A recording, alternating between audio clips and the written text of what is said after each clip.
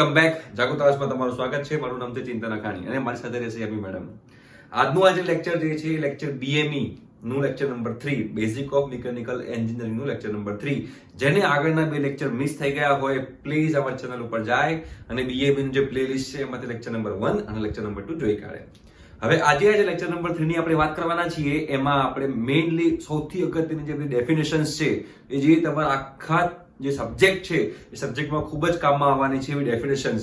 For example force છે, force પછી આપણે લઈએ તો પ્રેશર, પાવર, રાઈટ, આ જે છે વર્ક ડન, આ બધા જે ટર્મિનોલોજી જે છે એ આપણને સમજવી ખૂબ જ જરૂરી છે.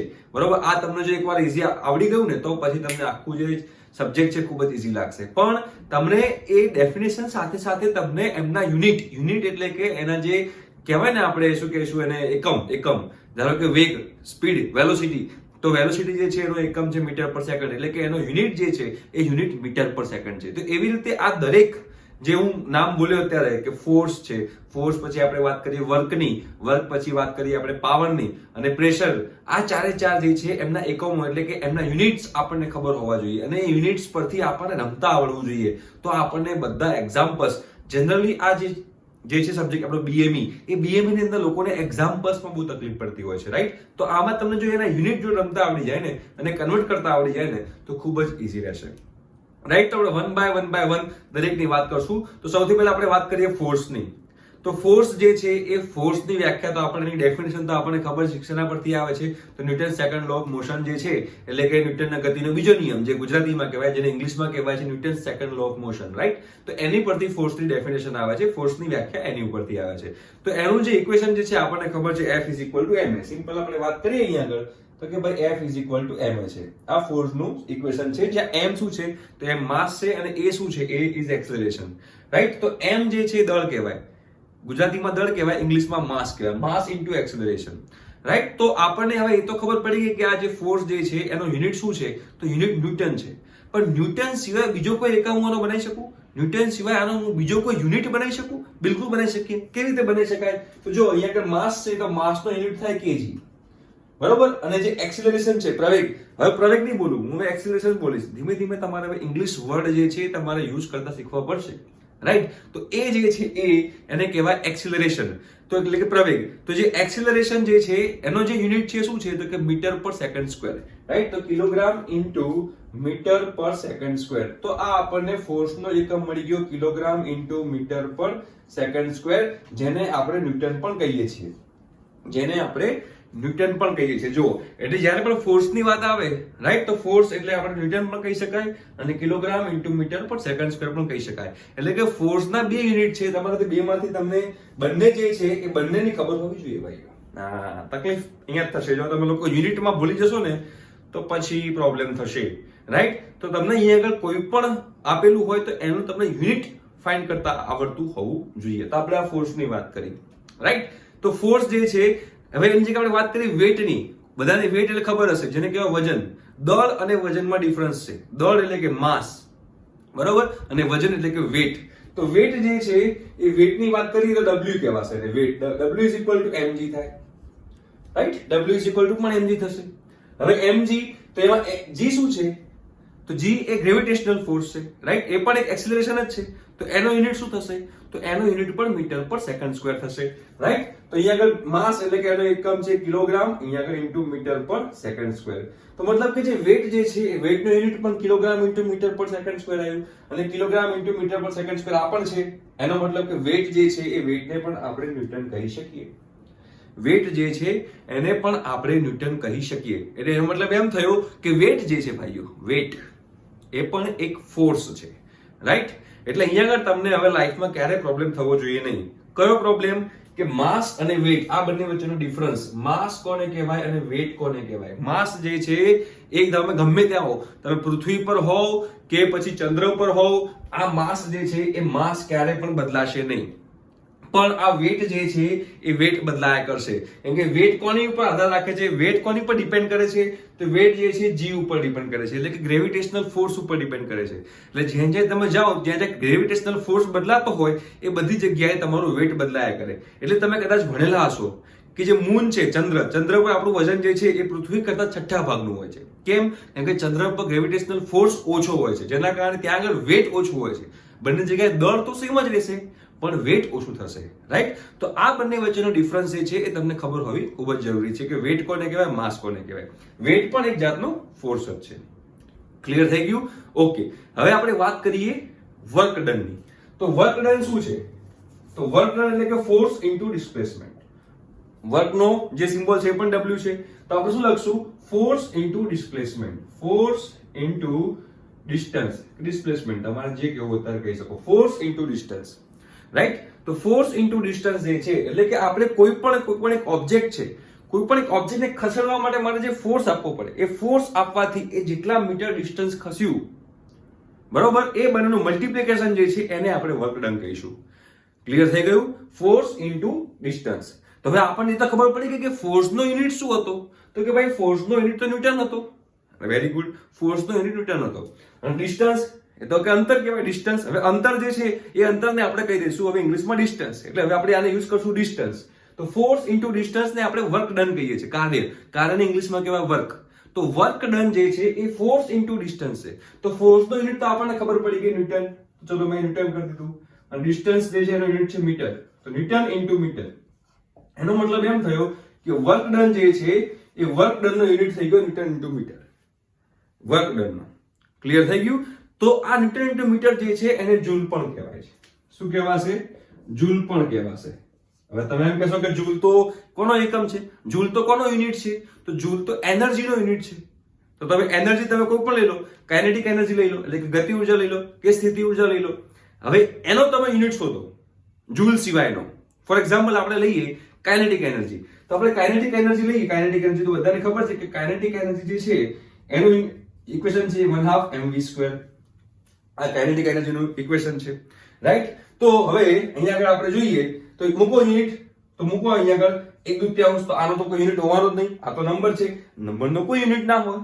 માસ એટલે કે kg આવશે અને અહીંયા આવશે મીટર સ્ક્વેર પર સેકન્ડ સ્ક્વેર. બરોબર છે? કિલોગ્રામ મીટર સ્ક્વેર પર સેકન્ડ સ્ક્વેર. ઠીક છે? તો હવે તમે જોશો તો અહીંયા આગળ જે છે મીટર સ્ક્વેર પર સેકન્ડ સ્ક્વેર, તો અહીંયા 1/2 into kg into metre per second square into metre આમ ના લખાય.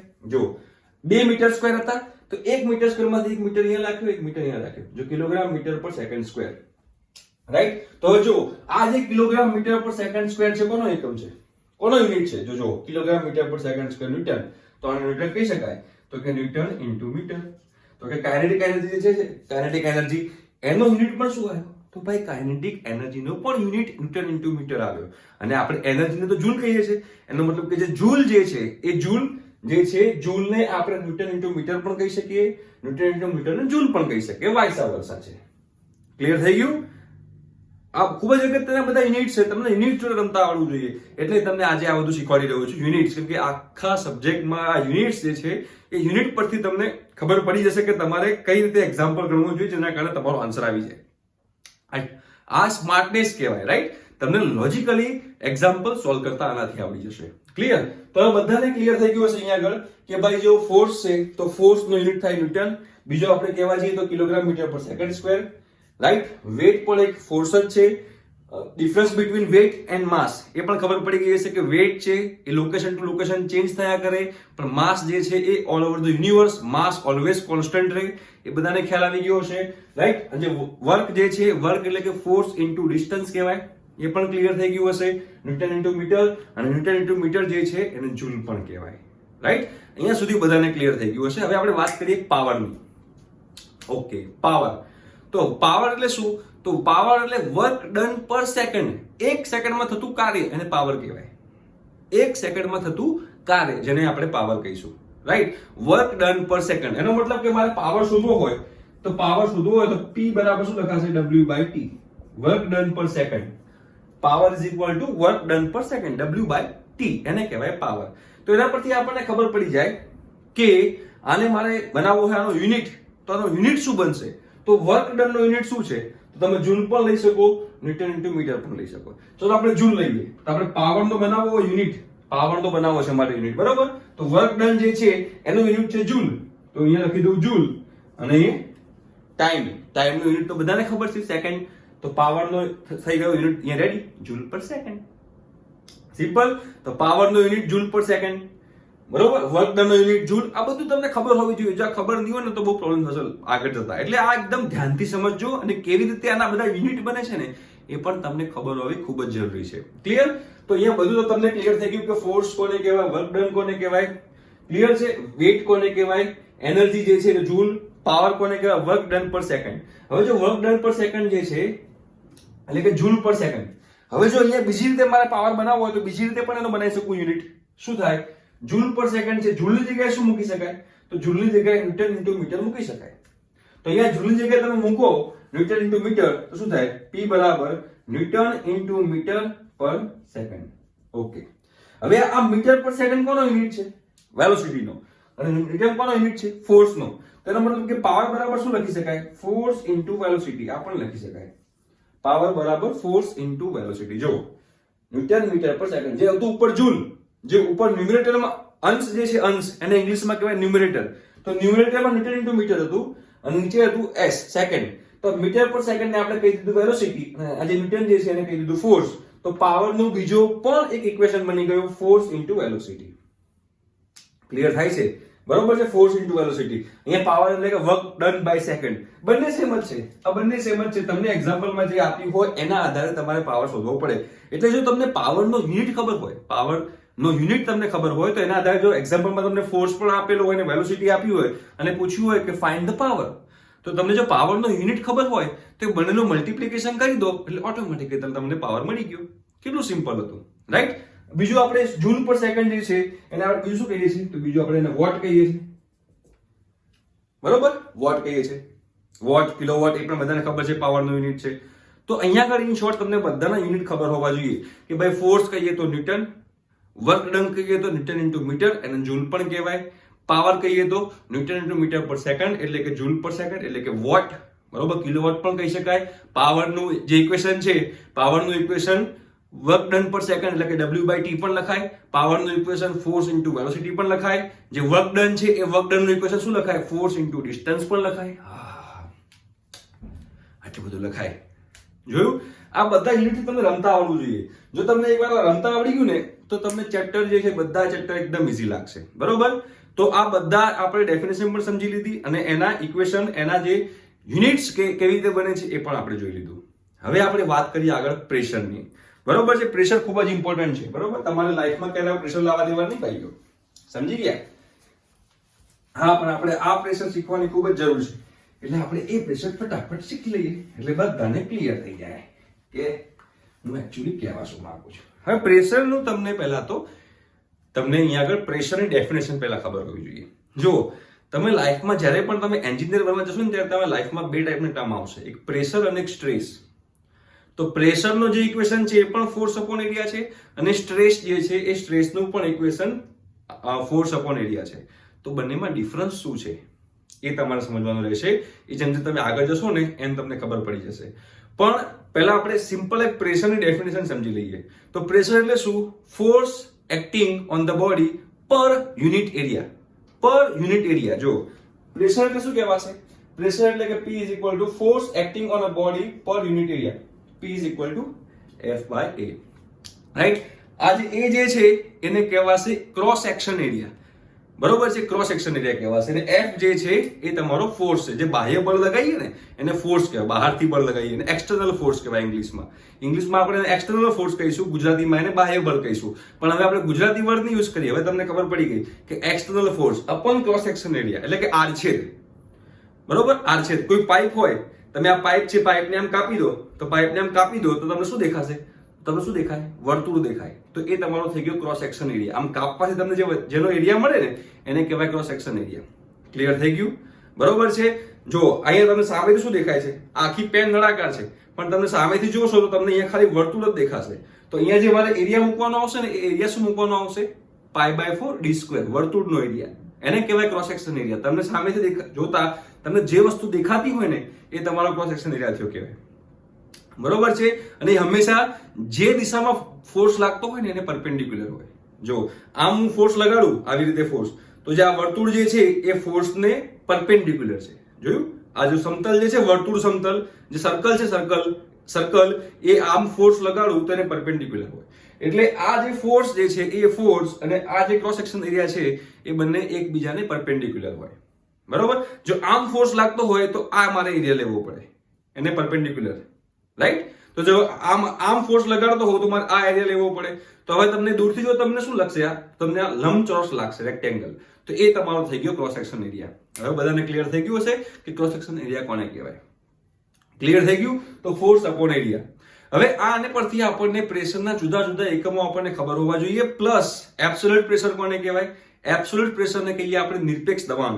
બરોબર? એબ્સોલ્યુટ પ્રેશર કોને કહેવાય? ગેજ પ્રેશર કોને કહેવાય? વેક્યુમ પ્રેશર કોને કહેવાય? એ બધી વસ્તુ આપણે અહીંયા આગળ જોઈશું. તમને બધું ક્લિયર થઈ જાય. બરોબર? તો સૌથી પહેલા આપણે વાત કરીએ ફોર્સ. તો ફોર્સનો આપણને હવે યુનિટ બનાવતા આવડી જવો જોઈએ. જો શું થાય, તો ફોર્સ એટલે ફોર્સ અપોન એરિયા. તો ફોર્સનો યુનિટ છે ન્યૂટન, એરિયાનો એકમ છે મીટર સ્ક્વેર. તો ન્યૂટન પર મીટર સ્ક્વેર.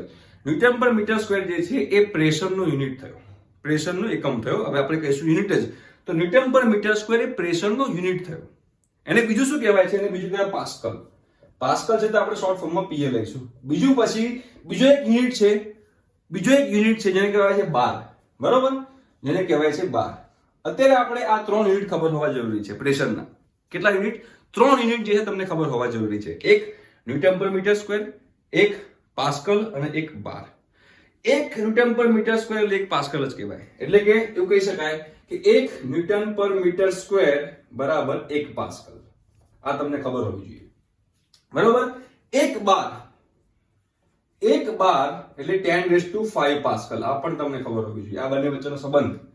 એક બાર એટલે કે 10⁵ પાસ્કલ. એનો મતલબ એમ થયો કે આમાંથી જે બિગર યુનિટ, મોટો યુનિટ કયો થયો? મોટો યુનિટ થયો બાર. બરોબર? જેવી રીતે મીટર કરતા કિલોમીટર મોટો, એવી રીતે પાસ્કલ કરતા બાર મોટો. એક બાર બરાબર 10⁵ પાસ્કલ. એ તમને ખબર હોવી જોઈએ. બરોબર? પછી આવે એટમોસ્ફેરિક પ્રેશર. એ પણ તમને ખબર હશે, એટમોસ્ફેરિક પ્રેશર. તો એટમોસ્ફેરિક પ્રેશર જે છે એ એટમોસ્ફેરિક પ્રેશરને આપણે PATM કહીશું શોર્ટ ફોર્મમાં. ઓલ ટાઈમ મળે ત્યારે પૈસા નહીં મળે. ATM કીધું એટલે પૈસા, તમે લોકો પૈસા પાછળ ગાંડા છો. PATM એટલે કે એટમોસ્ફેરિક પ્રેશર. હવે એટમોસ્ફેરિક પ્રેશરમાં કયા ખબર હોવા જોઈએ? જનરલી બધા એટમોસ્ફેરિક પ્રેશરને 1 બાર ગણતા હોય છે, પણ એટમોસ્ફેરિક પ્રેશર એક્ઝેક્ટલી 1 બાર નથી. કેટલું છે? તો આટલું છે, 1.0325 બાર. આ તમારું એટમોસ્ફેરિક પ્રેશર છે. બીજું ગણવું હોય તો બીજું શું ગણાય ખબર છે? 101.325 કિલો પાસ્કલ. આ પણ એટમોસ્ફેરિક પ્રેશર છે પાસ્કલના સ્વરૂપમાં.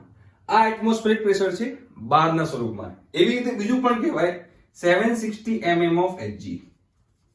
Hg એટલે મર્ક્યુરી. Hg એટલે મર્ક્યુરી કહેવાય. બરોબર? તો 760 mm of Hg આ પણ એક એટમોસ્ફેરિક પ્રેશર થયું કહેવાય. આ કેવી રીતે આવશે તમને ધીમે ધીમે તમે આગળ ભણશો ને એમ તમને ખ્યાલ આવશે. અત્યારે ખાલી આટલું યાદ રાખો, 760 mm of Hg. અને ચોથું તમારે લખવું હોય તો 10.33 મીટર ઓફ વોટર. આ પણ તમે કહી શકો. 10.33 મીટર ઓફ વોટર આ પણ તમે કહી શકો. રાઈટ? તો આ એટમોસ્ફેરિક પ્રેશર છે. તમને કોઈ પૂછે કે ભાઈ એટમોસ્ફેરિક પ્રેશર કેટલું, તો તમારે પૂછવાનું શેમાં કહું? બારમાં કહું, પાસ્કલમાં કહું, Hg માં કહું કે વોટરમાં કહું? તો પેલો કે બારમાં તો કહેવાનું 1.0325 બાર. પેલો કે પાસ્કલમાં બોલ તો 101.325 કિલો પાસ્કલ. એટલે પૂછે કે Hg માં બોલ તો 760 mm of Hg. પેલો એમ બોલે વોટરમાં બોલ તો 10.33 મીટર ઓફ વોટર. બરોબર? આ બધું તમને ખબર હોવી જોઈએ. આ જે છેલ્લું જે છે એ છેલ્લું તમે યાદ નહીં રાખો તો પણ ચાલશે, પણ આ 3 તો ખાસ ખબર હોવી જોઈએ. પણ જે મિકેનિકલમાં અને સિવિલમાં છે એમને આ પણ ખબર હોવી જોઈએ. બરોબર? બાકી બધાને આ 3 યાદ રાખશો તો ચાલશે.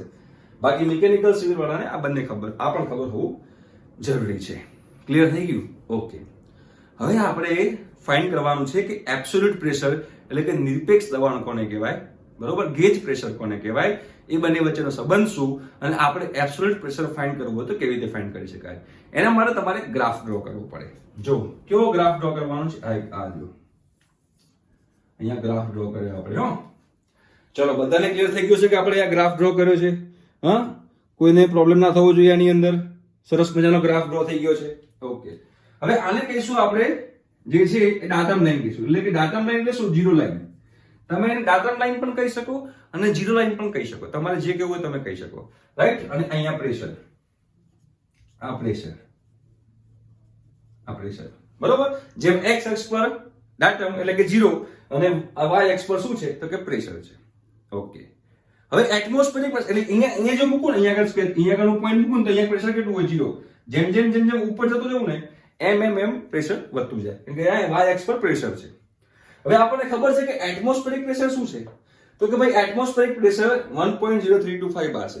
તો અહીંયા હું એટમોસ્ફેરિક પ્રેશરની લાઈન ડ્રો કરી નાખું. એટમોસ્ફેરિક પ્રેશરની બરોબર એટલે આટલું આ જે છે આ શું થઈ ગયું તમારું તો આ તમારું એટમોસ્ફેરિક પ્રેશર. આટલી ઊંચાઈ જે છે એ ઊંચાઈ તમારી એટમોસ્ફેરિક પ્રેશર થઈ ગઈ. બરોબર. હવે આપણી જે જિંદગીમાં તમારી લાઈફમાં છે ને પ્રેશર મેઝરિંગ ડિવાઇસ આવશે. પ્રેશર દબાણ માપવા માટેનો ઇન્સ્ટ્રુમેન્ટ આવશે. એને કહેવાય ગેજ પ્રેશર. રાઈટ. જેની મદદથી આપણે પ્રેશર મેઝર કરીએ ને એ ગેજ પ્રેશર કહેવાય. શું કહેવાશે gauge pressure.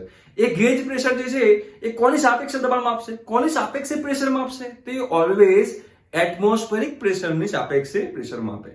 Always with respect to atmospheric pressure એ ગેજ પ્રેશર જે મેઝરિંગ ડિવાઇસ હોય ને એ with respect to atmospheric pressure એ પ્રેશર માપશે. એટલે ફોર એક્ઝામ્પલ હું એમ કહું કે આ ગેજ પ્રેશર આ પ્રેશર મેઝરિંગ ડિવાઇસ છે એનાથી જે પ્રેશર મેઝર કર્યું એ 1 બાર છે. તો 1 બાર છે તો 1 બાર ક્યાંથી હશે તો 1 બાર અહીંથી હશે. અહીંયા આટલું 1 બાર હશે. હંમેશા જે પ્રેશર મેઝરિંગ ડિવાઇસ છે એ ઓલવેઝ જે પ્રેશર મેઝર કરશે એ with respect to atmospheric pressure measure કરશે.